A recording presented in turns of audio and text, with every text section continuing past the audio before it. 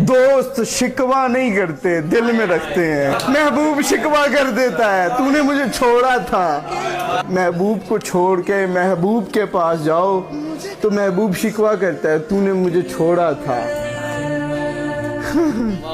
फिर पूरी जिंदगी ताने देता है, तूने फलां वक्त छोड़ा, फिर फलां ये बात सुनाई।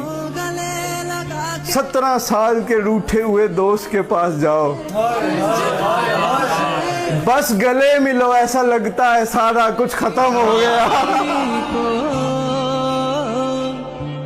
हाय हाय, तेरे साथ देने के क्या कहने, तू ये नहीं देखता ये अच्छा है या बुरा है, कहता मैं तेरे साथ हूँ।